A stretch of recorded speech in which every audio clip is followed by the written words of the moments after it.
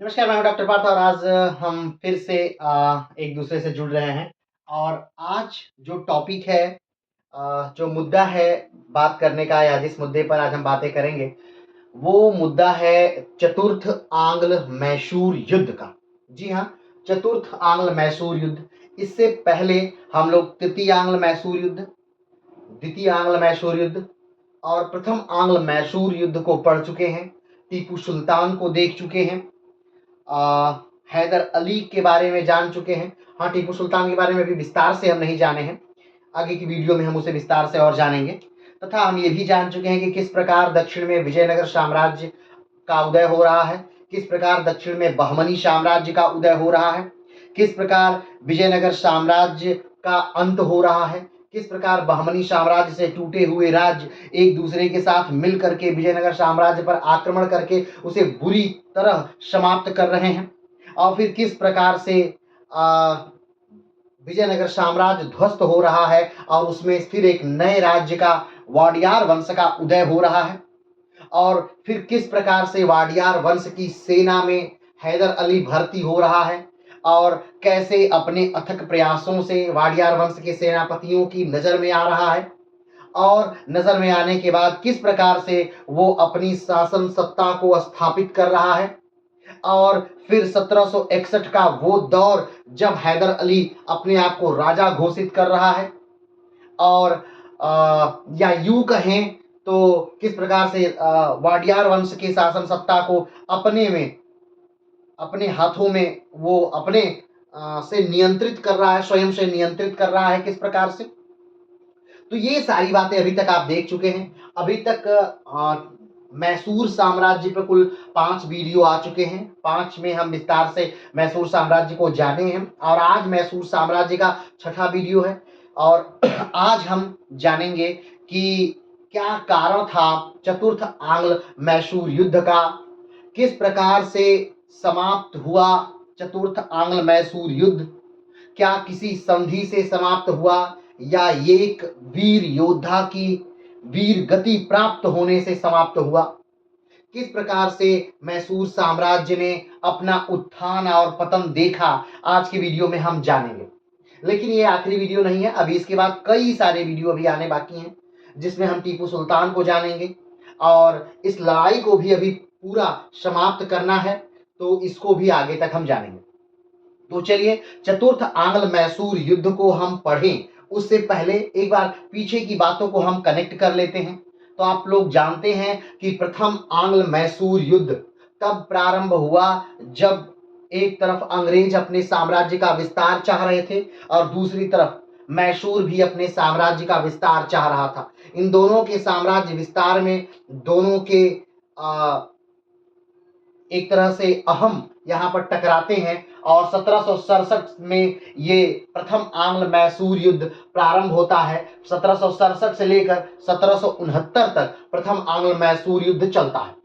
उसके बाद हैदर अली मद्रास पर आक्रमण कर देता है और मद्रास पर आक्रमण की संभावनाएं अंग्रेजों को नहीं थी और इसके चलते अंग्रेजों को वहां कहीं न कहीं हार स्वीकार करना पड़ता है और वहां पर मद्रास की संधि होती है 4 अप्रैल 1769 में मद्रास की संधि होती है और प्रथम आंग्ल मैसूर युद्ध में अंग्रेज हार जाते हैं। अंग्रेजों को इस हार का हर्जाना देना होता है तथा पुनः एक संधि यानी कि मद्रास की संधि होती है और उस संधि के तहत जो नियम बनते हैं, संधि की जो शर्तें हैं, उस संधि की एक मुख्य शर्त जो है वो ये थी कि जब भी कभी मैसूर पर मराठे आक्रमण करेंगे उस समय अंग्रेज मैसूर की मदद करेंगे। लेकिन 1771 में मराठे आक्रमण करते हैं मैसूर पर और उस समय अंग्रेज मैसूर की सहायता नहीं करते हैं।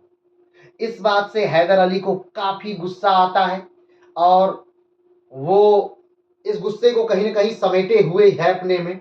तब तक एक और घटना घट जाती है कि एक केरल का एक क्षेत्र है माहे, जो बंदरगाह क्षेत्र भी है, वहां पर अंग्रेजों ने आक्रमण किया और उसे अपने कब्जे में ले लिया।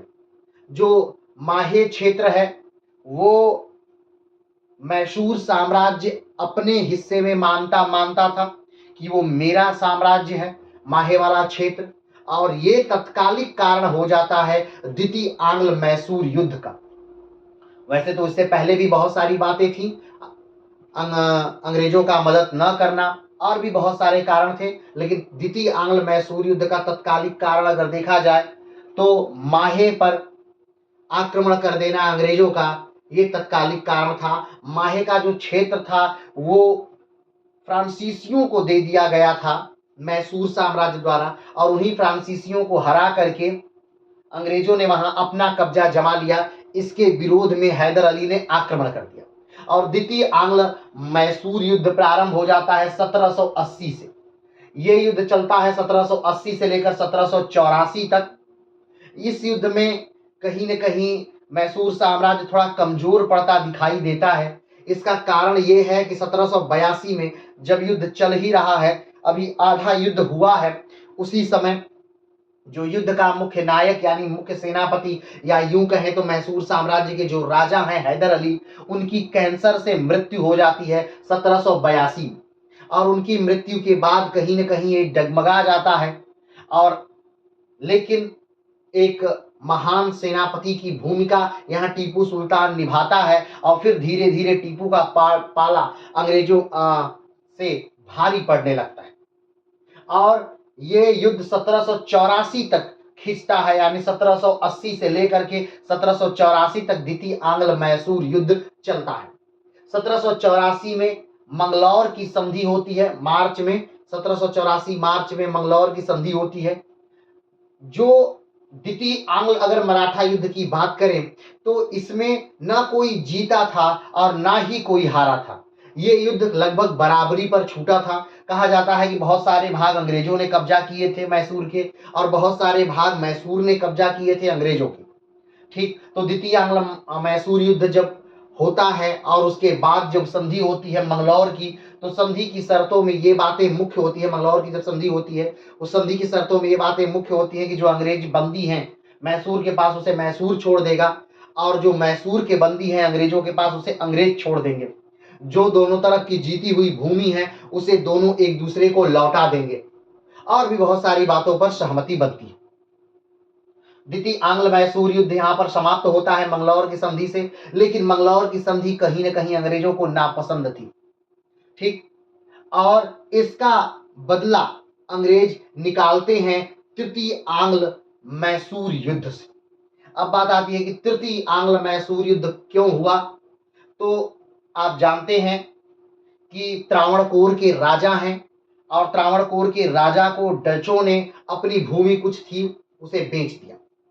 ठीक, डचों की भूमि त्रावणकोर के राजा ने खरीद ली, लेकिन मैसूर के राजा टीपू सुल्तान ने कहा कि त्रावणकोर के राजा साहब, आपने जो ये भूमि डचों से खरीदी थी, ये भूमि मैसूर साम्राज्य की ही है, ये डचों की भूमि नहीं है, तो इस भूमि को मैसूर साम्राज्य को वापस कर दीजिए यानी दे दीजिए।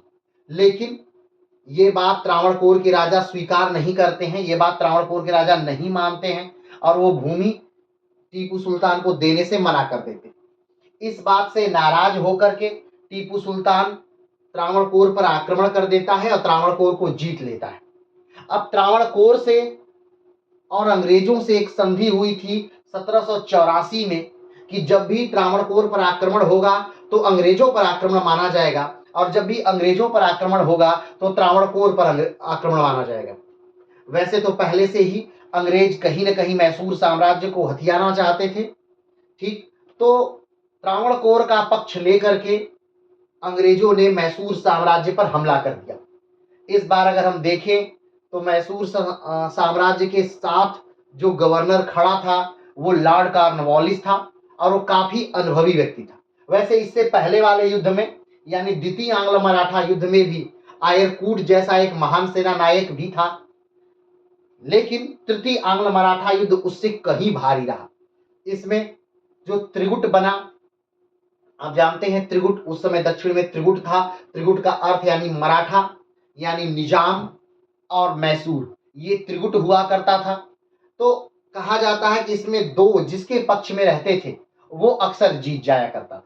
अंग्रेजों ने बड़ी चालाकी से मराठा को अपने पक्ष में कर लिया और निजाम को अपने पक्ष में कर लिया। तृतीय आंग्ल मैसूर युद्ध में निजाम और मराठा दोनों निजाम और मराठा दोनों मैसूर के विपक्ष में लड़े और मैसूर एकदम अकेला पड़ गया और तृतीय आंग्ल मैसूर युद्ध हुआ, जिसमें मैसूर क्या हो गया, हार गया। मैसूर बुरी तरह हार गया। मैसूर की जो आधी भूमि थी वो अंग्रेजों ने ले ली और उस आधी भूमि को बांट लिया, यानी उसे मराठों ने ले लिया, निजाम ने ले लिया, उस भूमि को बांट लिया। तृतीय आंग्ल मैसूर युद्ध में ही लॉर्ड कॉर्नवालिस ने एक बहुत फेमस कोट है, राज कॉर्नवालिस का बहुत फेमस वक्तव्य है, बहुत प्रसिद्ध वक्तव्य है। वो वक्तव्य ये था कि हमने अपने दोस्तों को बिना ताकतवर किए अपने दुश्मन को हरा दिया या अपने दुश्मन को कमजोर कर दिया। तो स्वाभाविक बात थी, उन्होंने मराठों को जो क्षेत्र दिया या निजाम को जो क्षेत्र दिया, तो निजाम को मराठों की तरफ का क्षेत्र दे दिया और मराठों को निजाम की तरफ का क्षेत्र दे दिया, ताकि ये दोनों हमेशा लड़ते रहे। 3 करोड़ का हर्जाना लगाया गया मैसूर साम्राज्य पर और मैसूर साम्राज्य 3 करोड़ का हर्जाना देने में, यानी उसके पास, मैसूर साम्राज्य के पास 3 करोड़ का हर्जाना जब था ही नहीं, तो 3 करोड़ का हर्जाना देगा कहां से। मैसूर साम्राज्य ने स्वीकार किया कि उसके पास 3 करोड़ नहीं है। तब इसके बदले में लॉर्ड कॉर्नवालिस ने टीपू सुल्तान के 2 पुत्रों को उठा लिया। उनके 4 पुत्र थे, उसमें से 2 पुत्रों को ले लिया और कहा कि जब आप 3 करोड़ का हर्जाना अंग्रेज सरकार को दे देंगे, अंग्रेजी कंपनी को दे देंगे, तब अपने इन दोनों बच्चों को लेकर के आप चले जाएंगे। और इस प्रकार से तृतीय आंग्ल मैसूर युद्ध का अंत हो जाता है। तृतीय आंग्ल मैसूर युद्ध के बाद टीपू सुल्तान काफी कमजोर हो गया, या यूं कहें तो मैसूर साम्राज्य काफी कमजोर हो गया, क्योंकि अब जो टीपू की वार्षिक इनकम थी बचे हुए भागों से, वो मात्र 1 करोड़ या इससे कुछ ज्यादा वार्षिक थी, और जो अंग्रेजों की आय थी वार्षिक, वो लगभग 9 करोड़ वार्षिक थी। तो अब जो युद्ध था वो बराबरी का युद्ध नहीं था। अब मैसूर साम्राज्य कमजोर मैसूर साम्राज्य, और इस बार कहीं ना कहीं टीपू को मदद चाहिए, बाहरी मदद, और टीपू इसी के फिराक में लगा रहता था कि किसी प्रकार से उसे मदद मिल जाए, बाहरी मदद मिल जाए। और वो कहीं ना कहीं फ्रांसीसियों से मदद ले रहा था, वो कहीं ना कहीं अलग अलग राज्यों से मदद ले रहा था। और टीपू अपने समय का पहला ऐसा राजा था जो विदेशियों से मदद प्राप्त करना चाहता था या कर रहा था। जब ये बात वेलेज़ली को पता चली, वेलेज़ली 2 है, ध्यान दीजिएगा, एक उस समय का गवर्नर भी वेलेज़ली है, यानी लॉर्ड वेलेज़ली, और दूसरा आर्थर वेलेज़ली। ये दोनों भाई हैं, ध्यान रखिएगा। आर्थर वेलेज़ली जो है, यही बाद में ब्रिटेन का 2 बार प्रधानमंत्री बनेगा। ठीक, तो अभी ये हीरो नहीं है, लेकिन मैसूर में टीपू को हराने के बाद, टीपू को मारने के बाद, फिर उसके बाद जब नेपोलियन से युद्ध होगा, नेपोलियन को हराने के बाद ये हीरो बन जाएगा। तो उसी प्रकार अब यहां पर बात ये थी कि मैसूर कैसे अपने आप को सुरक्षित रखे। तो मैसूर सुरक्षित रहने के लिए मैसूर के पास बस एक ही उपाय था कि वो दूसरों पर कहीं ना कहीं आश्रित हो, और यही कारण बन गया चतुर्थ आंग्ल मैसूर युद्ध का, जब अंग्रेजों की नजर में टीपू चुभने लगा। क्योंकि टीपू ने आमंत्रित किया था फ्रांस के उस समय के सबसे बेहतरीन राजा या उस समय सबसे बेहतरीन सेनापति नेपोलियन बोनापार्ट को, और नेपोलियन बोनापार्ट कहीं न कहीं भारत पर आक्रमण के लिए तैयार भी हो चुका था, और एक बार तो वो भारत पर आक्रमण कर भी चुका था, लेकिन भारत तक वो नहीं पहुंचा, वो उधर के देशों में ही व्यस्त हो गया। नेपोलियन बोनापार्ट ने रसिया से भी कहा था भारत पर आक्रमण करने के लिए, और रसिया भी उसके लिए मान गया था, लेकिन उसकी भी बहुत सारी कुछ बातें हो गई, इसी वजह से रशिया रुक गया था। उसकी बातें हम बाद में करेंगे। अब जब अंग्रेजों को ये लगा कि ये टीपू सुल्तान कहीं न कहीं सिरदर्द है, ये लगातार पत्राचार कर रहा है, और नेपोलियन बोनापार्ट कोई छोटा मामूली आदमी नहीं था कि जो आक्रमण करता तो अंग्रेज बच पाते। नेपोलियन बोनापार्ट अपने समय का सबसे बेहतरीन सेना नायक था। वो सबसे बेहतरीन सेनापतियों में से एक था और उसने लगभग यूरोप को जीतना प्रारंभ कर दिया था और यूरोप उसके कंट्रोल में भी था। इसलिए अंग्रेज काफी डरे हुए थे और यही कारण था कि वो टीपू सुल्तान से भी डरे हुए थे।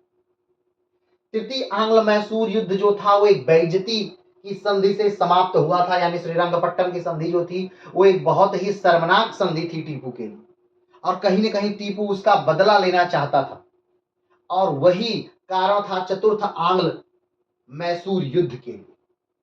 चतुर्थ आंग्ल मैसूर युद्ध बाकी युद्धों की तरह, यानी प्रथम आंग्ल मैसूर युद्ध की तरह द्वितीय आंग्ल मैसूर युद्ध यानी तृतीय आंग्ल मैसूर युद्ध की तरह लंबा नहीं चला। ये 1997 भी में ही 1797 में ही प्रारंभ होता है और 1797 में ही टीपू सुल्तान की मृत्यु से रुक जाता है। तो क्या टीपू सुल्तान को जानबूझकर मारा गया? तो नहीं, ऐसा नहीं था। टीपू सुल्तान अगर चाहते तो बच सकते थे, वो अपना परिचय बताकर रुक सकते थे, लेकिन टीपू ने ऐसा नहीं किया। टीपू एक योद्धा की तरह लड़ते हुए वीर गति प्राप्त करना चाहते थे। टीपू कायरता वाला जीवन या बंदी बन के नहीं जीना चाहते थे। अंग्रेजों के इशारों पर सहायक संधि करके नहीं नाचना चाहते थे। टीपू अपनी शर्तों पर जीना चाहते थे और जिसकी कीमत उन्हें अपनी जान देकर चुकानी पड़ी। लेकिन आज टीपू इतिहास में अमर है। तो आइए प्रारंभ करते हैं चतुर्थ आंग्ल मैसूर युद्ध 1797 टीपू सुल्तान और आर्थर वेलेस्ली के मध्य जो लड़ा गया। ठीक, तो पहली बात, कब हुआ चतुर्थ आंग्ल मैसूर युद्ध? तो चतुर्थ आंग्ल मैसूर युद्ध 1797 में हुआ। कब समाप्त हुआ? तो 1797 में ही समाप्त भी हो गया। किस संधि से समाप्त हुआ? तो किसी संधि से नहीं समाप्त हुआ, बल्कि टीपू सुल्तान की मृत्यु के साथ समाप्त हुआ। कब हुई थी टीपू सुल्तान की मृत्यु? तो 4 मई को टीपू सुल्तान की मृत्यु हुई, 4 मई 1797, और उसी के साथ ये युद्ध समाप्त हो गया। कौन अंग्रेजों का नेतृत्व कर रहा था? तो उस समय आर्थर वेलेस्ली थे जो अंग्रेजों का नेतृत्व कर रहे थे। कहां टीपू सुल्तान मारे गए? तो उसी रंगपट्टम के किले के गेट पर श्री टीपू सुल्तान की मृत्यु हुई। ठीक, तो आइए शुरू करते हैं चतुर्थ आंग्ल मैसूर युद्ध। तो सबसे पहली बात, क्या कारण था चतुर्थ आंग्ल मैसूर युद्ध का? क्या कारण था? तो देखते हैं। इस युद्ध का प्रमुख कारण यह था कि तृतीय आंग्ल मैसूर युद्ध की जो संधि थी वो बहुत ही शर्मनाक थी मैसूर के लिए। मैसूर अपने अपमान का बदला लेना चाहता था, इसलिए टीपू ने बहुत सारे राज्यों, विदेशी राज्यों से संधि करना प्रारंभ किया, जैसे फारस, काबुल, चीन, फ्रांस, तुर्की। हमने कहा कि क्या कारण था चतुर्थ आंग्ल मैसूर युद्ध का? क्या कारण था? तृतीय आंग्ल मैसूर युद्ध में हमने बताया कि अंग्रेजों ने टीपू सुल्तान की आधी भूमि ले ली, टीपू सुल्तान को बहुत कमजोर कर दिया, टीपू सुल्तान से 3 करोड़ रुपए लिए गए। तो चतुर्थ आंग्ल मैसूर युद्ध आखिर क्यों हुआ? क्या कारण था चतुर्थ आंग्ल मैसूर युद्ध का? तो उसका कारण था टीपू सुल्तान की बेइज्जती। जो तृतीय आंग्ल मैसूर युद्ध हुआ था और उसकी जो संधि हुई थी श्रीरंगपट्टम की संधि, वो कहीं न कहीं टीपू सुल्तान को काफी ज्यादा परेशान कर रही थी और टीपू अंग्रेजों से बदला लेने के लिए अलग अलग देशों से मदद ले रहा था। जैसे में फारस से मदद ले रहा था, जैसे में काबुल से मदद ले रहा था, जैसे में चीन से मदद ले रहा था, फ्रांस से मदद मांग रहा था, तुर्की से मदद मांग रहा था। इन अलग अलग देशों से टीपू पत्राचार के माध्यम से मदद मांग रहा था और फ्रांस तैयार था टीपू को मदद देने के लिए। लेकिन जब अंग्रेजों को ये बात पता चला कि ये टीपू बार बार मदद मांग रहा है और वहां से रिस्पांस भी आ रहा है, वहां से लोग तैयार भी हैं, तब अंग्रेजों को इस बात का डर होने लगा कि ऐसा न हो कि भारत पर आक्रमण हो जाए फ्रांसीसियों का या नेपोलियन बोनापार्ट का और अंग्रेजी सल्तनत या अंग्रेजी ताकत या कंपनी की सत्ता यहां से उखाड़ के फेंक दी जाए। तो इससे पहले कि ऐसा कुछ हो, हमें टीपू पर आक्रमण करना है और टीपू को समाप्त कर देना है। तो ये मुख्य कारण था टीपू पर अंग्रेजों के आक्रमण का। ठीक, पहली बात। अगला पॉइंट है, चतुर्थ आंग्ल मैसूर युद्ध का प्रमुख कारण विदेशियों से सहायता मांगना भी था। चतुर्थ आंग्ल मैसूर युद्ध के गवर्नर जनरल लॉर्ड वेलेस्ली था। लॉर्ड वेलेस्ली टीपू को मिलने वाली बाहरी सहायता से पहले से उसे मारना चाहता था।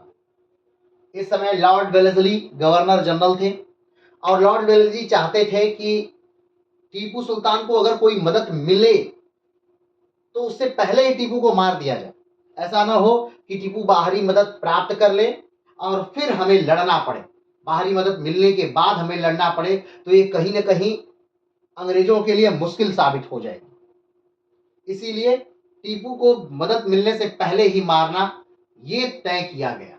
ठीक, तो ये मुख्य कारण था विदेशियों से सहायता लेना या विदेशियों से सहायता मांगना चतुर्थ आंग्ल मैसूर युद्ध का मुख्य कारण था। ठीक, चलिए आगे बढ़ते हैं। चतुर्थ आंग्ल मैसूर युद्ध में के और भी कई कारण थे, जैसे टीपू सुल्तान द्वारा सहायक संधि का प्रस्ताव ठुकराया जाना। जब टीपू सुल्तान से कहा गया कि भाई सहायक संधि स्वीकार कर लीजिए, टीपू सुल्तान ने कहा कि नहीं, सहायक संधि हम स्वीकार नहीं करेंगे। क्या था सहायक संधि? तो वैसे पिछले वीडियो में हमने सहायक संधि की एक वीडियो ही ली है, उसे आप देख सकते हैं, लेकिन फिर भी जान लीजिए कि सहायक संधि क्या था। तो अपने राज्य को सुरक्षित रखने के लिए हम अंग्रेजी सेना अपने यहां रखेंगे और उस अंग्रेजी सेना को हम धन देंगे या उसका रख रखाव का खर्चा हम उठाएंगे, उसके खाने पीने का खर्चा हम उठाएंगे, उसके ड्रेस, उसके हथियार, उसकी सारी चीजों का खर्चा हम उठाएंगे, उसकी तनख्वाह हम देंगे और उस सेना अंग्रेजों की रहेगी। ये सहायक संधि थी। तो इस सहायक संधि के पर टीपू सुल्तान ने मना कर दिया, कहा कि नहीं, हम ऐसा नहीं कर सकते, मैं सहायक संधि स्वीकार नहीं करूंगा। आगे बढ़ते हैं। टीपू द्वारा फ्रांस के जैकोबिन क्लब का सदस्य बनना, उसने फ्रांसीसी जल सेना के लेफ्टिनेंट नागरिक रिपो को अपना अध्यक्ष चुना। फ्रांस में एक जैकोबिन क्लब था, टीपू उसके मेंबर थे, उस क्लब के मेंबर थे और फ्रांसीसी जल सेना के जो लेफ्टिनेंट रिपो थे उनको अपना अध्यक्ष चुना गया था। यानी कि कहने का मतलब यह कि टीपू फ्रांस से बहुत ज्यादा क्लोज था और फ्रांस जो अंग्रेजों का कट्टर घोर विरोधी था। हमने आपको बताया था कि जब भारत में अंग्रेज कब्जा कर रहे थे, भारत को अंग्रेज अपने कब्जे में ले रहे थे, उस समय जब भारत को एक तरह गुलाम बनाया जा रहा था, उस समय अमेरिका अपनी स्वतंत्रता की लड़ाई लड़ रहा था। ठीक, तो जब अमेरिका स्वतंत्रता की लड़ाई लड़ रहा था, उस समय अमेरिकनों की मदद फ्रांस कर रहा था अंग्रेजों के खिलाफ। और फ्रांस वहां मदद करते करते इतना कमजोर हो गया कि फ्रांस में खुद एक क्रांति प्रारंभ हो गई, जिसे फ्रांस की क्रांति के नाम से जानते हैं। तो नेपोलियन बोनापार्ट से और यहां टीपू से इतना घनिष्ठता बढ़ती जा रही थी, जो कि मुख्य कारण थी चतुर्थ आंग्ल मैसूर युद्ध की। आगे बढ़ते हैं। हाल में स्थापित फ्रांसीसी प्रजातंत्र का झंडा लहराने तथा श्रीरंगपट्टनम में स्वतंत्रता का वृक्ष रोपित करने की आज्ञा दे दी। फ्रांसीसी प्रजातंत्र का झंडा, यानी कि फ्रांसीसी प्रजातंत्र का झंडा लहराया जा रहा था मैसूर में, आजादी का वृक्ष लगाया जा रहा था मैसूर में। जो फ्रांस की चीजें थी उसे मैसूर एडॉप्ट करके अपने यहां बहुत तेजी से लागू कर रहा था और ये चीजें अंग्रेजों को नागवार गुजर रही थी, अंग्रेजों को ये चीजें बुरी लग रही थी। आगे बढ़ते हैं। आज तक किसी भारतीय राजा ने किसी दूसरे देश के राजाओं के साथ कोई संधि नहीं की थी। दूसरे देश के राजाओं से मतलब कि जो हमारा भारत भूखंड है उससे बाहर के किसी देश के राजाओं से, जैसे फ्रांस के किसी राजा से कोई संधि नहीं हुई कि भाई साहब आप हमें अंग्रेजों से बचाइए, हम आपके साथ लड़ेंगे, या जर्मनी के या जापान के या ऐसा किसी देशों से कोई भारतीय राजा संधि नहीं किया था। टीपू ऐसा पहला राजा था जो ऐसा कर रहा था, जो अपने देश की गुलामी को खत्म करने के लिए किसी दूसरे देश से सहायता ले रहा था। यानी दुश्मन दुश्मन भाई भाई, दुश्मन का दुश्मन भाई भाई वाली बात। चलिए आगे बढ़ते हैं। अंग्रेजों की 3 सेनाएं जनरल स्टीवर्ट, जनरल हैरिस और आर्थर वेलेस्ली के नेतृत्व में 3 दिशाओं से टीपू की ओर बढ़ी। इस बार अंग्रेजों ने पहले से ही पूरी तरह से प्लान किया था कि टीपू को समाप्त कर देना है, पूरी तरह से समाप्त कर देना है। इसलिए टीपू को चारों तरफ से घेरा गया और बड़ी बड़ी सेनाओं के साथ हमले किए गए। तो कहां कहां से हमला किया गया?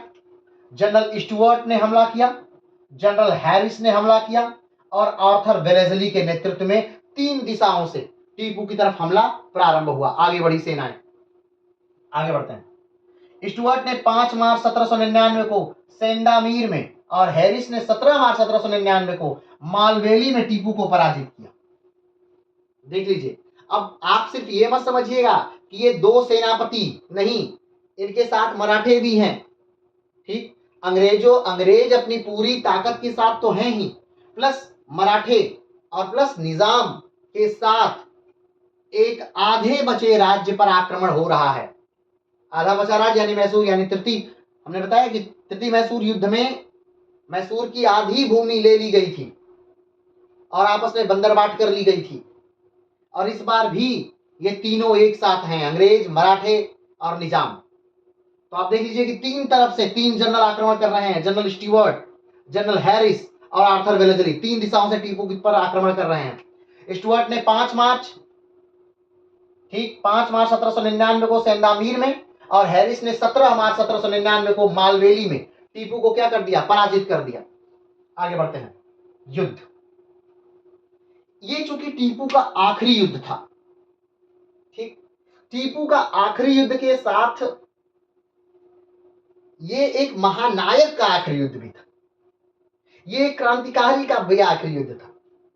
और कहीं ना कहीं इस व्यक्ति ने भारत भू के लिए या भारत भू के प्रारंभिक क्रांतिकारियों में अपना महत्वपूर्ण योगदान दिया। इसलिए हम इसे थोड़ा विस्तार से इस युद्ध के बारे में जानेंगे।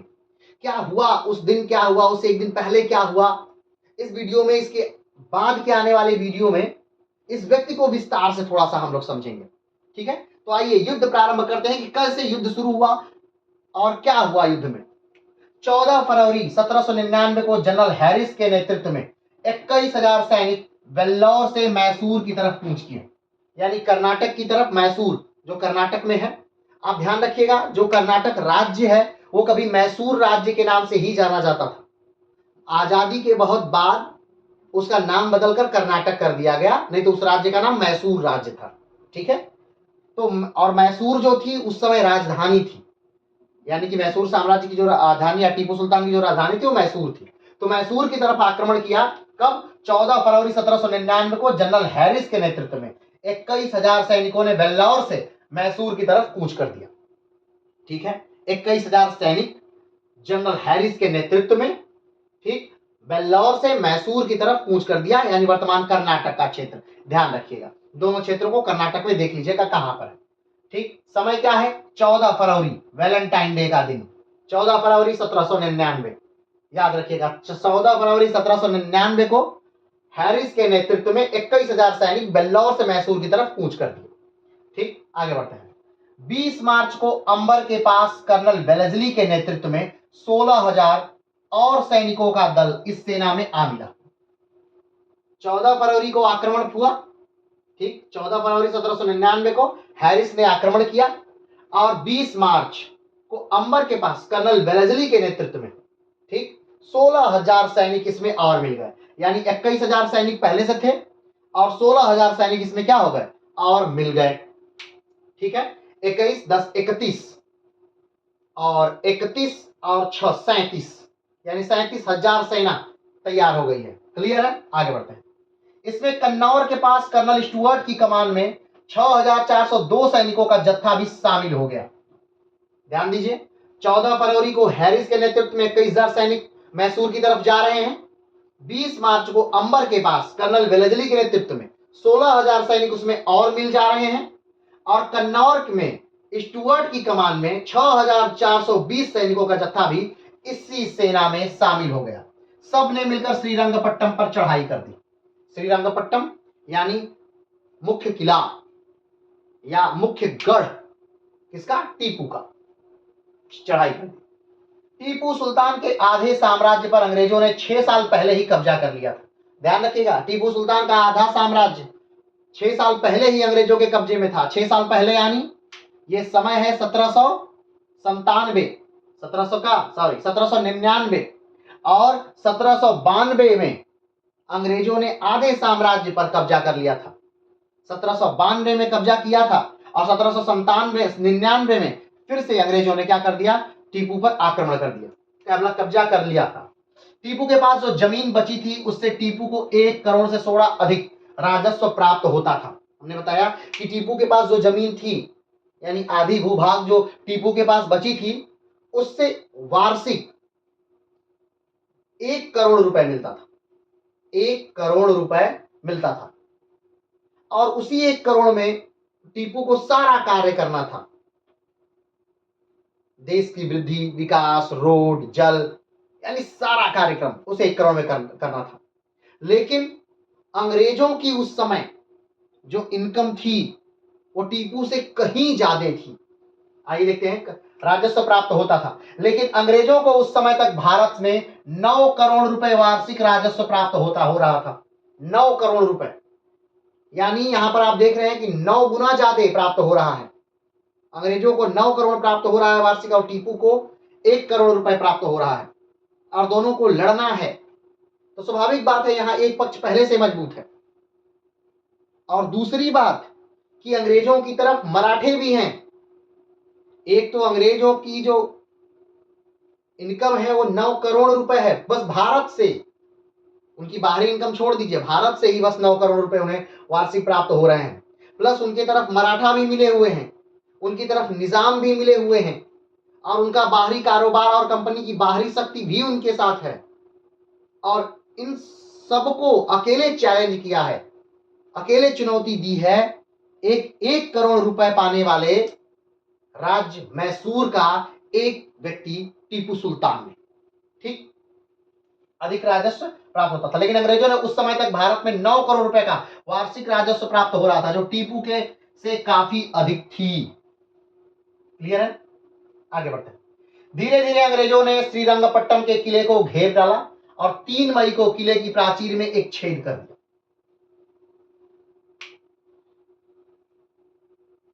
श्रीरंगपट्टम का किला, तो ऐसा नहीं होता था, देखिए ध्यान दीजिए, मान लीजिए ये किला है, ठीक, अब जब भी कोई सेना आती थी तो वो किले को चारों तरफ से घेर लेती थी। किले को चारों तरफ से घेरने का मतलब कि किले में खाना पानी कोई कुछ ना जा पाए, किले से न बाहर कोई आ पाए, न किले के अंदर कोई जा पाए, न कोई साधन बाहर आ पाए, न कोई साधन बाहर अंदर जा पाए। ठीक, कनेक्टिविटी तोड़ दी जाती थी, सारी चीजें तोड़ दी जाती थी जिसे किला क्या हो, किले के बंद लोग जो है उस आत्मसमर्पण कर दें। ठीक है, तो आप देख लीजिए कि 14 फरवरी को यह सेना चल रही है और किले को चारों तरफ से घेरा गया है। ठीक, 14 फरवरी को सेना चली, फरवरी, मार्च, अप्रैल, मई, यहां देख रहे हैं मई, कब का समय है, मई का, 3 मई का। 3 मई को अंग्रेजों ने किले पर धावा बोल दिया। 3 मई से पहले अंग्रेजों ने किले को घेर कर रखा था कि किला समर्पण करेगा, किला समर्पण करेगा, टीपू सुल्तान समर्पण करेगा, लेकिन टीपू सुल्तान ने समर्पण करने से मना कर दिया। तो क्यों अंग्रेजों ने आक्रमण किया? क्योंकि अंग्रेजों की जो स्थिति थी बहुत खराब हो चुकी थी। अंग्रेजों के पास अब खाने के लिए नहीं था, अकाल जैसी स्थिति वहां हो रही थी, भूखे मरने की अंग्रेजों की नौबत आ रही थी। तो अंग्रेजों को लगा कि भाई अब आक्रमण कर ही देना चाहिए, अब युद्ध हो ही जाए। तब अंग्रेजों ने फिर अपनी वही नीति अपनाई, याद करिए 1757 की नीति। क्या थी नीति? वो प्लासी का युद्ध। क्या नीति थी कि दूसरे के दल के सैनिकों को खरीद लिया जाए, दूसरे के दल के सेनापतियों को खरीद लिया जाए। और यहां पर भी अंग्रेजों ने यही किया। जब अंग्रेजों ने देखा कि हम नहीं लड़के जीत पा रहे हैं, हम उसके किले के अंदर नहीं घुस पा रहे हैं, तब टीपू के कुछ सेनापतियों को खरीद लिया गया। किले की प्राचीर यानी दीवार में एक बड़ा सा छेद कर दिया गया और उसमें से लोग घुसने लगे। या यूं कहें तो जो बिके हुए सेनापति थे टीपू के, उन्होंने उस छेद से लोगों को घुसाना शुरू कर दिया। ये घटना कब की है? ये घटना है 3 मई को, 3 मई 1799, 3 मई 1799 को श्रीरंगपट्टम का जो किला था उसमें एक छेद किया गया। 3 मई को किले की प्राचीर में एक छेद कर दिया गया। चूंकि छेद बड़ा नहीं था, लेकिन जॉर्ज हैरिस ने उस छेद में से अपने सैनिक भेजने का निर्णय लिया। ठीक, किले का प्राचीर, किले में लोग घुस नहीं पा रहे थे, अंग्रेज घुस नहीं पा रहे थे। अंग्रेजों ने सोचा कि ठीक है, किले को घेरे रहिए, कुछ दिन बाद हो सकता है अंदर जब चीजें जा ना पाए, अंदर से चीजें बाहर आ ना पाए तो लोग समर्पण कर दें। लेकिन टीपू सुल्तान ने समर्पण करने से मना कर दिया और अंग्रेजों को लगा कि हमारा सारा संसाधन खत्म हो रहा है, हमारा खाना खत्म हो रहा है, हमारा पानी खत्म हो रहा है। तब अंग्रेजों ने पहल की और किसी तरह एक छोटा सा छेद बनाया, या यूं कहें तो टीपू सुल्तान के सैनिकों को, उसके सेनापतियों को, कुछ को खरीदा जो गद्दार थे, और एक छोटा सा होल बना उस रंगपट्टम के किले में, और उसमें से कुछ सैनिक अंदर भेजे गए। भेजने का निर्णय लिया क्योंकि उनके पास कोई विकल्प नहीं था। अंग्रेजों की रसद खत्म हो चुकी थी, सेना भुखमरी के कगार पर थी। अंग्रेजों की सेना कैसी थी? भुखमरी के कगार पर थी। अगर कुछ दिन और रुक जाता ये युद्ध, अगर कुछ दिन और रुक जाता, कुछ दिन और अंग्रेज रुके रह जाते, युद्ध नहीं होता, तो अंग्रेज वैसे ही लौट जाते और चाहे वहीं भूखे मर जाते। इतनी बेहतरीन रणनीति से टीपू सुल्तान लड़ रहा था। अंग्रेज, मराठा, निजाम और अंग्रेजों के बेहतरीन बेहतरीन कमांडर इस समय उपस्थित थी वहां पर टीपू सुल्तान को हराने के लिए, और फिर भी टीपू हार नहीं मान रहा था। ठीक, तो 3 तारीख को यानी 3 मई को श्रीरंगपट्टम की दीवार के प्राचीर में, यानी कि प्राचीर की दीवार में एक छेद हुआ और उसमें से स्टुअर्ट ने कुछ लोगों को भेजने का निर्णय लिया। अब ये बात कैसे पता कि अंग्रेजी सेना भुखमरी से मर रही है? क्योंकि स्टुअर्ट का एक लेटर मिला, एक पत्र मिला, और उसमें स्टुअर्ट लिखता है, बाद में हैरिस ने कैप्टन माल्कम से, स्टुअर्ट यानी हैरिस, बाद में हैरिस ने कैप्टन माल्कम से खुद स्वीकार किया कि मेरे तंबू के पास खड़ा संतरी खाने की कमी से इतना कमजोर हो गया था कि अगर उसे जोर से धक्का दे दिया जाए तो वह नीचे गिर जाए। हैरिस कहता है, अंग्रेज अधिकारी हैरिस, जो आक्रमण किया 3 मई को, वो बाद में अपने एक साथी को लिखता है पत्र में कि इस युद्ध अगर 3 तारीख को नहीं हुआ रहता या और टला रहता तो अंग्रेजी सैनिक भूखमरी से मर जाते, क्योंकि मेरा जो टेंट था उसके बाहर जो संतरी खड़ा रहता है, यानी कि जो पहरेदारी करने वाला जो खड़ा था आदमी, वो इतना कमजोर हो गया था कि उसे जोर से धक्का दे दिया जाए तो गिर जाए, गिर के मर जाए, वो इतना कमजोर हो गया था। ये खुद एक अंग्रेज अधिकारी, यानी कि जो मुख्य सेनापति हैं स्टुअर्ट, वो लिखते हैं। ठीक, हैरिस, ये हैरिस लिखते हैं। ठीक, आगे बढ़ते हैं। 3 मई की रात 3000 सैनिक खाइयों में छिप गए। ठीक, 3000 सैनिक खाइयों में क्या हुए? छिप गए। खाइयां यानी कि मान लीजिए ये किला है, तो किला के किनारे किनारे एक खाई बनाई जाती थी, ताकि जब भी कोई सेना आए तो उसे पहले खाइयों का सामना करना पड़े। तो इन्हीं खाइयों में किनारे किनारे, इस खाइयों के किनारे किनारे 3000 सैनिक क्या हुए? छिप गए। ठीक, खाइयों में छिप गए ताकि उनकी गतिविधि का पता ना चल सके। जैसे ही हमले का समय आया, टीपू से दगा करने वाले मीर सादित ने, टीपू से दगा किसने की थी? मीर सादित, मीर सादित नामक एक व्यक्ति है, उन्होंने टीपू से क्या की? बेईमानी की, गद्दारी की। देखने को मिल जाता है कि हर जगह एक न एक गद्दार निकल ही आते, चाहे वो प्लासी के युद्ध का समय हो, चाहे वो 1191 का समय हो, 1192 का समय हो, हर जगह जहां पर वीर भारतीय लड़े हैं और जहां हारे हैं, वहां कहीं ना कहीं किसी गद्दारों की वजह से ही हारे। इन गद्दारों ने देशों को बेचा। तो यहां पर भी है एक गद्दार, ठीक, नाम उनका सादित है। ठीक, कौन है? सादित। सादित जी ने गद्दारी की। सादित ने टीपू के सैनिकों को तनख्वाह देने के बदले दूसरी तरफ बुला लिया। अब देखिए, किला है, किले के एक दीवार में छेद हो गई है। ठीक, और उसी समय सादित जो हैं, जो बिक चुके हैं, वो सैनिक को कहते हैं कि ठीक है एक तरफ आओ, सब लोग एक तरफ आओ, दूसरी तरफ लेके चले जाते हैं, कहते तुम लोग की तनख्वाह दे दे। भाई साहब युद्ध चल रहा है, रात का समय है, इसी समय आप तनख्वाह दे रहे हैं? हाँ, वो दीवार टूटी है, उसी समय आप तनख्वाह दे रहे हैं, क्योंकि उनको बेईमानी करनी थी तो तनख्वाह दे रहे थे। तो तनख्वाह देने के लिए सैनिकों को बुला लिया गया दूसरी तरफ, तनख्वाह देने के बदले दूसरी तरफ बुला लिया गया। इसी समय टीपू के एक वफादार कमांडर सईद गफ्फार को एक गोला ने मार दिया। सईद गफ्फार वो व्यक्ति हैं जो उस पश्चिमी क्षेत्र की रक्षा कर रहे थे, ठीक। और जब तक सईद गफ्फार थे तब तक किसी को अंदर आने की हिम्मत नहीं थी, ठीक। लेकिन सईद गफ्फार को एक गोला लगा, तोप का एक गोला लगा और सईद गफ्फार मर गया। सईद गफ्फार ज्यों मरे त्यों उनके गद्दार साथियों ने, यानी कि टीपू के दल में जो गद्दार साथी आ गए थे, अंग्रेजों के द्वारा जो बिके हुए साथी थे, उन्होंने सफेद झंडा दिखाना शुरू किया अंग्रेजों को कि भाई सईद गफ्फार मर गए हैं, यही सही समय है, जल्दी से तुम लोग अंदर आ जाओ, ठीक। और वो हरा सफेद झंडा दिखाना शुरू किया गया और सारे अंग्रेज उसी रास्ते से अंदर जल्दी से आ गए। गोला ने मार दिया। जैसे ही गफ्फार की मृत्यु हुई, टीपू के गद्दार सिपाहियों ने अंग्रेजों की तरफ सफेद रुमाल दिखाना शुरू कर दिया। ऐसा करते ही अंग्रेजों ने किले पर हमला कर दिया। यह पहले से ही तय था कि ज्यों किले से सफेद रुमाल दिखाई जाएगी त्यों किले पर आप आक्रमण कर देंगे। इसका मतलब यह है कि वहां पर लड़ने वाला कोई नहीं है, आपके भाई बंधु ही रहेंगे और आपको बस आक्रमण कर देना है उसी समय, ठीक। ये पहले से तय था। और जो गफ्फार जी मरे, एक तरफ बुला लिया गया सैनिकों को, सादित ने एक तरफ बुला लिया, उनको तनख्वाह देने लगे और तभी अंग्रेजों ने क्या कर दिया, आक्रमण कर दिया एकदम सही समय, ठीक। जैसे ही यह सिग्नल मिला, यानी सफेद रुमाल वाला सिग्नल जैसे ही मिला, अंग्रेज सिपाही नदी की तरफ बढ़ना प्रारंभ कर दिया। नदी यानी कि किले के बाहर एक नदी है, ठीक है, जिसमें जल नाम मात्र का है, घुटने तक जल है, ठीक है, ठीक। आगे बढ़ते हैं। नदी की तरफ बढ़ना प्रारंभ कर दिया, जो वहां से सिर्फ 100 गज दूर था।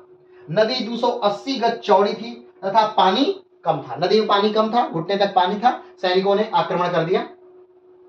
छेद पर कब्जा करने के बाद ब्रिटिश सैनिक दो हिस्सों में बंट गए। एक टीम के लीडर कर्नल डनलप की कलाई पर एक बड़ा घाव लग गया, ठीक। अब युद्ध हो रहा है, जो लीडरशिप है वो दो भागों में बांट दी गई। एक तरफ कौन है, कर्नल डनलप है, लेकिन कर्नल डनलप के कलाई पे क्या लग गई, चोट लग गई, घाव लग गया। टीपू के सैनिकों ने कर्नल डनलप के सैनिकों का आगे बढ़ना रोक दिया। अब उतनी तेजी से अंग्रेज सैनिक आ रहे हैं, लेकिन टीपू के सैनिकों ने एक ऐसा जोश क्या आ गया कि टीपू के सैनिकों ने अंग्रेजों को रोक दिया।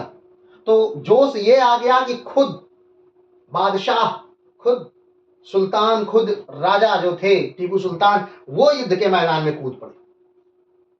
और उनके कूदते ही युद्ध के मैदान में, अब देखिए, राजा खुद लड़ रहा है अपने सैनिकों के साथ।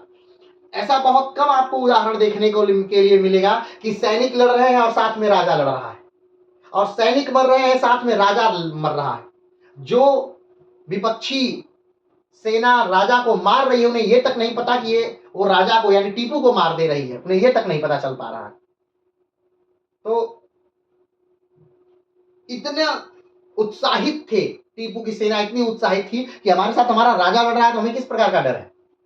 और तुरंत जो अंग्रेजी सेना है उसे रोक दिया गया एकदम, यानी उनका आगे बढ़ना एकदम जैसे रुक गया, थम सा गया, आगे बढ़ता रोक दिया गया।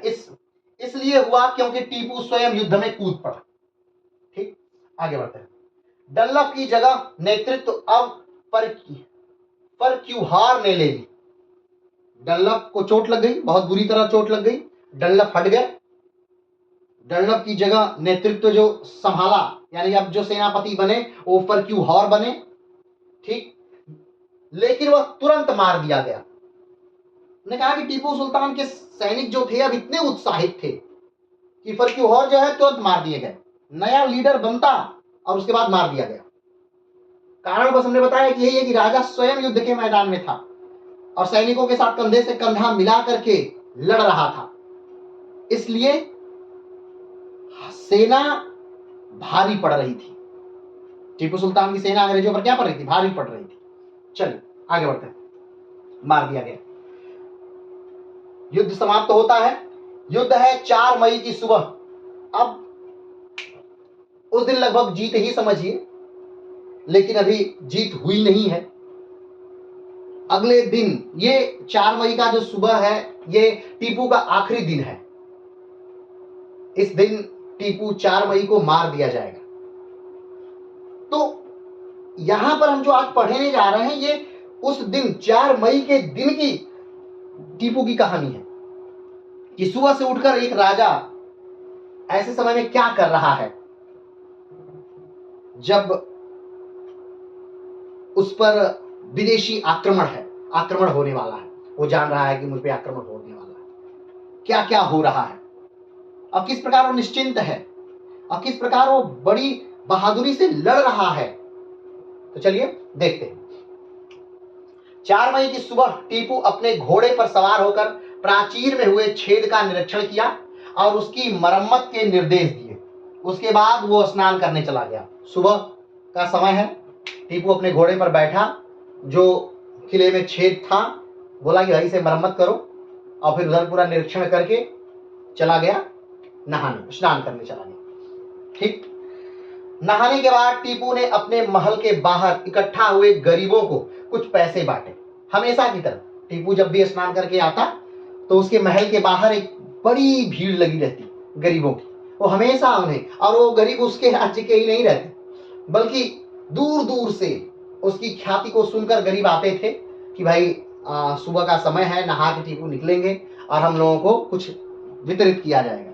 तो हर दिन की तरह टीपू पहले सुबह उठा, गया, निरीक्षण किया, प्राचीर को जो टूटा हुआ भाग था उसे ठीक करने का निर्देश दिया, और जो फिर स्नान करने चला जाता है, स्नान करके फिर आ रहा है और फिर अपने महल के बाहर जो गरीब है उनसे मिल रहा है, उनको धन दे रहा है, उनकी सहायता कर रहा है। देखिए एक युद्ध का समय है, लेकिन ऐसा उसके साथ है जैसे वो निश्चिंत है। अच्छा ठीक है, जो होगा देख लेंगे, अभी तो हम अपना दैनिक कार्यक्रम पहले कर लें। चलिए आगे बढ़ते हैं। अपने महल के बाहर इकट्ठा हुए गरीबों को कुछ पैसे बांटे। चेनापट्टनम के मुख्य पुजारी को उन्होंने एक हाथी, तिल का एक बोरा, चेनापट्टनम एक मंदिर है, वहां के जो मुख्य पुजारी हैं उनको कुछ दक्षिणा दे रहा है। क्या क्या दिया मुख्य पुजारी को? एक हाथी दिया। अब ध्यान दीजिए, टीपू सुल्तान मुसलमान है, लेकिन वो पुजारी को दान दे रहा है। क्या दे रहा है? एक हाथी दे रहा है, तिल का एक बोरा दे रहा है, 200 रुपए दे रहा है। ठीक, आगे बढ़ते हैं। और दूसरे ब्राह्मणों को टीपू ने काला बैल, काली बकरी, काले कपड़े वाले पोशाक दिए और 90 रुपए दिए। तेल से भरा लोहे का एक बर्तन दान किया। जो मुख्य पुजारी हैं उनको हाथी दिया गया, 200 रुपया दिया गया, ठीक, और तिल का एक बोरा दिया गया। और भी बहुत सारे ब्राह्मण आए हैं उनके साथ, तो उनको बैल दिए गए, बकरी दी गई, 90 रुपए दिए गए और काले पोशाक वाले कपड़े दिए गए। ठीक, दान दिया गया। आगे, इससे पहले टीपू ने लोहे के बर्तन में रखे तेल में अपनी परछाई देखी। एक बड़ा सा बर्तन रखा हुआ है लोहे का, उसमें तेल भरा हुआ है, टीपू उसमें परछाई देख रहा है। आखिर ये सब क्यों कर रहा है? ठीक, तो जो टीपू के ज्योतिषी हैं उन्होंने कहा कि भाई साहब देखिए, आप पे बहुत बड़ा संकट आया है और आप अगर ऐसा करते हैं तो ये सारा संकट क्या हो जाएगा, दूर हो जाएगा। तो टीपू कहती ठीक है चलिए। अब देखिए, धर्म कोई है लेकिन मान्यता सबको है।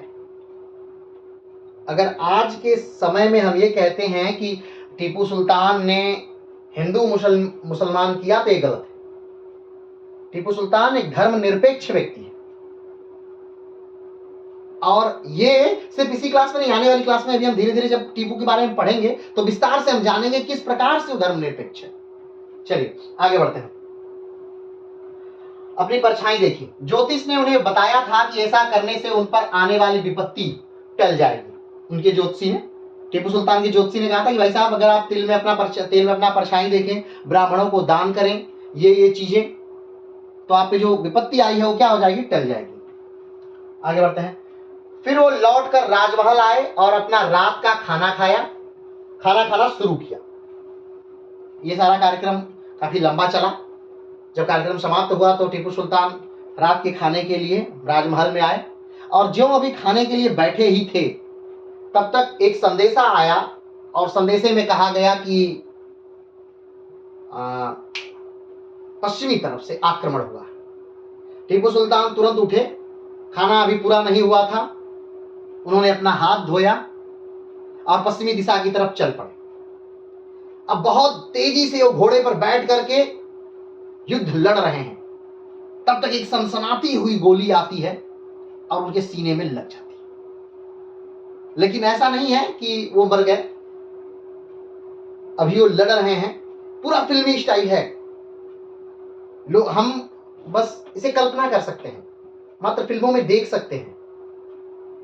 ये सच में कितना दिल दहलाने वाला रहा होगा नजारा कि एक राजा अपने सैनिकों का उत्साह बढ़ाने के लिए घोड़े पर बैठ करके अंग्रेजों से लड़ रहा है।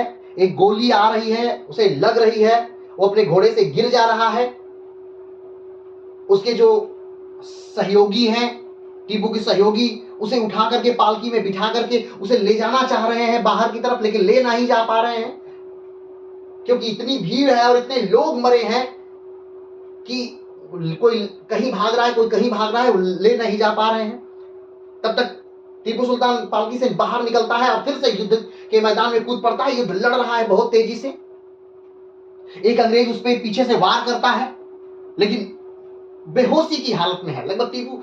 अब सोचिए, गोली लगी हुई है तो स्वाभाविक बात है कोई बेहोशी की हालत में रहेगा, लेकिन फिर भी टीपू ने उसे तुरंत मार दिया। दूसरे अंग्रेज ने वार किया, दूसरे को भी मार दिया, तीसरे ने आक्रमण किया, उसे भी मारा। लेकिन तब तक कहीं से एक तलवार आकर के टीपू के छाती में घुस जाती है और टीपू वहीं ढेर हो जाता है। टीपू मर जाता है। वो जो सैनिक है जिसने टीपू को मारा है उसे ये नहीं पता कि उसने किसको मार दिया। उसका जो अंगरक्षक है, टीपू सुल्तान के जो अंगरक्षक है, वो कहता है कि टीपू आप महाराज आप बताइए कि आप कौन हैं, ये युद्ध ही नहीं होगा, इस सब लोग जो आपसे लड़ रहे हैं रुक जाएंगे, आप बताइए कि आप कौन हैं। पता कि नहीं, ये बताने की जरूरत नहीं। और वो लड़ रहा है और जो चारों तरफ से सब लपटे हुए हैं उसे मारने के लिए, मात्र एक चीज के लिए, क्योंकि उसकी तलवार के लिए लपटे हुए हैं। वो ये नहीं जान के मार रहे हो कि एक टीपू सुल्तान है बस, बल्कि उसकी जो उसके हाथ में जो तलवार है, क्योंकि उसकी तलवार पे एक बड़ा अच्छा सा रत्न जड़ा है, वो तलवार लेना चाह रहे हैं क्योंकि बहुत खूबसूरत तलवार है। सोचते हैं कि भाई ये आदमी इतना सुंदर तलवार लेके लड़ रहा है, इसको मार कर इसकी तलवार ले लो। वो इसकी तलवार लेने के फेर में, और उन्हें क्या पता कि वो मैसूर के राजा टीपू सुल्तान को मार रहे हैं। और यहां टीपू सुल्तान मर गया। अंग्रेजों को लेकिन पता नहीं है कि टीपू सुल्तान मर गया है। अभी अंग्रेज ढूंढेंगे, अभी अंग्रेज जानेंगे, फिर टीपू की लाश को उठाएंगे। लेकिन ये सब बातें हम अगले वीडियो में आइए इसे एक बार फिर से इसे अंत तक देख लेते हैं। अपना रात का खाना खाना शुरू किया था, तभी खाना शुरू ही किया था कि पश्चिमी गेट पर हमले का समाचार मिला। टीपू अगर चाहते तो वो भाग सकते थे, लेकिन उन्होंने ऐसा नहीं किया। वो घोड़े पर बैठकर अपने सैनिकों का उत्साह बढ़ाते रहे। तभी एक गोली उनकी सीने में लगी और वो गिर गए। उनके साथियों ने पालकी में बैठाकर उन्हें युद्ध क्षेत्र से बाहर निकालने की कोशिश की, लेकिन वो ऐसा नहीं कर सके क्योंकि वहां कई लाशें बिछ चुकी थी। उस समय उनके अंगरक्षक राजा खां ने कहा कि वो अंग्रेजों को अपना परिचय दे दें, लेकिन टीपू ने ऐसा नहीं किया। उन्होंने बंदी बनाने की अपेक्षा मरना स्वीकार किया। उन्होंने कहा कि नहीं, टीपू बंदी नहीं बनेगा, टीपू मरेगा राजा खां, लेकिन टीपू बंदी नहीं बनेगा, कैदी नहीं बनेगा। फिर से समझौता करके अंग्रेजों का दास और गुलाम नहीं बनेगा। बहुत सारे लोग हिंदुस्तान में दास बनना स्वीकार किए, गुलाम बनना लगभग स्वीकार किए, वो बस अय्यासियां करते रहे, लेकिन टीपू उनमें से नहीं रहा। चलिए धीरे धीरे आप इतिहास पढ़ेंगे तो आप खुद ही जान जाएंगे कि वो कौन थे वो लोग जो महानता का कार्य किए, अंग्रेजों की दास्तां और गुलामियां स्वीकार करके, और इस देश में बने रहे और बने हैं। चलिए आगे बढ़ते हैं। तभी तक अंग्रेजों के सैनिक ने टीपू पर हमला किया। उस समय टीपू लगभग बेहोशी की हालत में थे, लेकिन टीपू ने उसे मार दिया। तभी एक और सिपाही ने उन पर हमला किया, टीपू ने उसे भी मार दिया, लेकिन तभी एक और उन पर हमला हुआ और टीपू मारे गए। उसे सिपाही को यह नहीं पता था कि उसने किसको मारा, उसने तो मात्र उस तलवार में जड़ित उस रत्न के लिए, उसकी तलवार को, टीपू की तलवार को पाने के लिए टीपू को मार दिया था। लेकिन यहां मैसूर का शेर मारा जा चुका था, मैसूर का टाइगर मारा जा चुका था। टीपू की इस कहानी को हम अगले वीडियो में कंटिन्यू करेंगे, क्योंकि ये वीडियो काफी लंबा हो जाता, इसलिए इस कहानी को हम यहीं रोकते हैं, लेकिन आगे हम इसे कंटिन्यू करेंगे। लेकिन ये चतुर्थ आंग्ल मैसूर युद्ध है, ये अंतिम मैसूर युद्ध है। इसके बाद कोई मैसूर युद्ध नहीं होगा, इसके बाद कोई टीपू नहीं जीवित बचेगा जो अंग्रेजों से लड़ सके। दक्षिण में पूरा राज्य अंग्रेजों ने कब्जा कर लिया, दक्षिण का पूरा राज्य अंग्रेजों का हो गया। एक अंग्रेजी लेखक ने कहा कि टीपू के मरने के बाद पूरा दक्षिण हमारे पैरों पर आकर गिर गया। तो चलिए आज के लिए इतना ही, फिर मिलते हैं एक नए वीडियो के साथ, टीपू की स्टोरी के साथ। एक बेहतरीन नायक जिसने अपने देश के लिए अपना सर्वस्व न्यौछावर कर दिया। तब तक के लिए नमस्कार, धन्यवाद, जय हिंद।